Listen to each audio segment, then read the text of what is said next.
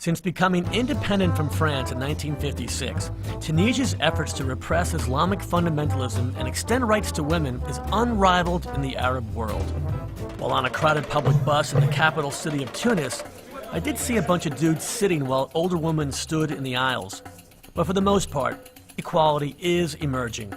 Tunisia banned the headscarf in schools and in public administration in 1981, 20 years before France did so.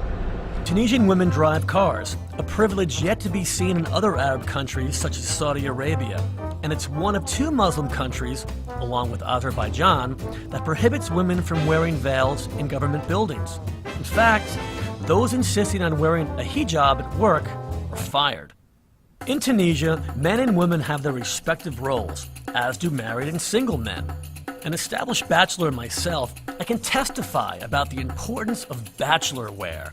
And this remarkable outpost of the Roman Empire seems a fit location to highlight a crucial component of single-man apparel: footwear.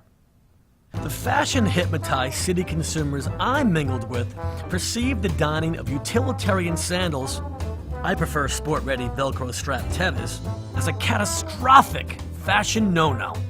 But here in North Africa, every male Roman statue I've seen features a Herculean god wearing simple sandals. Sandals were in vogue during the Roman Empire, and as far as I'm concerned, they're still very much in vogue, as evidenced by my Tevis. Simple and basic. Roman shoes, sandalias, tied around the ankle with thin leather strips, showed little gender distinction. The wobbling, spike-heeled ladies who won't take a second peek at fellows sporting open-toed shoes are a fated match for the pointy-shoed boys also spellbound by the fashion hard sell. Good luck if they need to run away from a crack-fueled mugger. These were the sandals worn by Russell Crowe in Gladiator. When did today's man lose sight of the footwear that made history?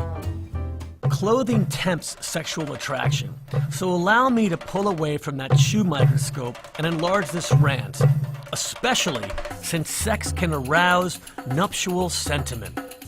When is the institution of marriage going to catch up with the lightning speed evolution of modern life?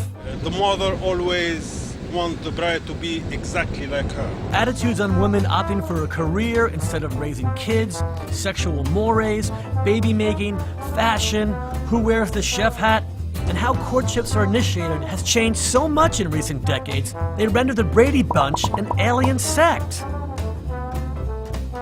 So why are the prehistoric definitions of marriage the same as they were 500 years ago?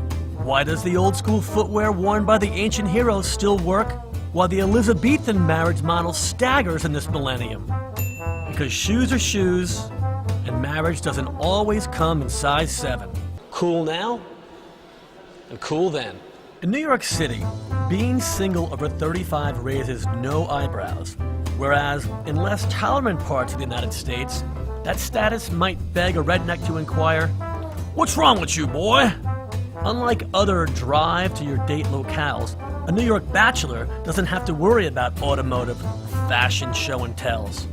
A guy with no car and a wardrobe of black t-shirts can still encounter romance. And yes, guys wearing flip-flops can still find someone to cuddle. Perhaps I'm taking the footwear metaphor a little too far in search of peace for all couples. The sandal-wearing Roman statues speak.